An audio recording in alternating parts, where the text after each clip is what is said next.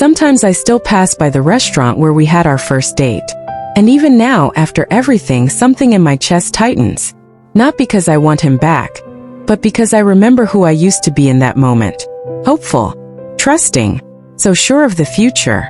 I think about the cabin in the mountains where he asked me to marry him. The way my hands were shaking when I said yes.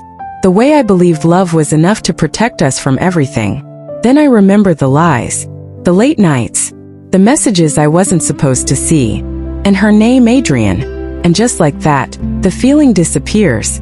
My friends still ask me if I regret sending that screenshot, if I think I should have handled it differently, maybe confronted him first, maybe given him a chance to explain before everything fell apart. And honestly, I don't know. Part of me sometimes wonders what would have happened if I had driven over there that night. If I had shown up at his door. If I had demanded answers instead of walking away in silence. Maybe things would have been different. Maybe he would have cried. Maybe he would have promised to change. Maybe we would have tried to fix it. But deep down I know the truth. He was already gone. Not that night, but months before. He just forgot to tell me. People say I was petty for what I did. That I was vindictive. That I should have been the bigger person. My cousin even said I weaponized the truth.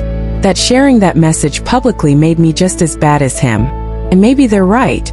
Maybe I was petty. Maybe I was angry. Maybe I wanted him to feel even a fraction of what I felt in that moment. But here's what no one really understands. That night it was 2 a.m. I was sitting alone on my apartment floor, still wearing the ring, staring at a message that said, "Come pick me up, or I'm not marrying you," sent to someone who wasn't me. I didn't want to fight. I didn't want to beg. I didn't want to be the woman who shows up at another woman's door a week before her wedding, asking her fiancé to come home. I was tired of questioning my reality, tired of feeling crazy, tired of pretending everything was fine when my heart already knew it wasn't. So I sent the screenshot, not to destroy him, not to embarrass him, but to finally stop lying to myself. I needed the truth to exist outside my head. I needed it to be real, visible, undeniable. And once it was out there, I felt something I hadn't felt in months. Peace. Not happiness, not relief, just quiet. The ring, I returned it, got back about 60% of what I paid, used that money for my new apartment deposit. Funny how something that once symbolized forever ended up paying for a fresh start. Yes, I blocked him everywhere. Phone, social media, email. I don't need closure. I don't need his explanation. Some doors you close not because you're angry, but because you finally respect yourself. People still ask if I would ever take him back. If he apologized. If he proved he changed. The answer is simple. No, because cheating isn't one mistake. It's 100 small decisions. Every message. Every lie. Every time he chose comfort over honesty.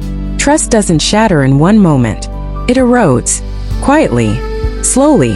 Until one day you realize you've been alone in a relationship for a very long time. I didn't lose a fiancé that night. I lost an illusion. And maybe I lost the future I thought I wanted. But I gained something better. Myself. Now when I pass that restaurant I don't feel sad anymore. I feel grateful. Grateful I found out before the wedding. Before the kids. Before the life that would have been built on silence and secrets. Some endings don't break you.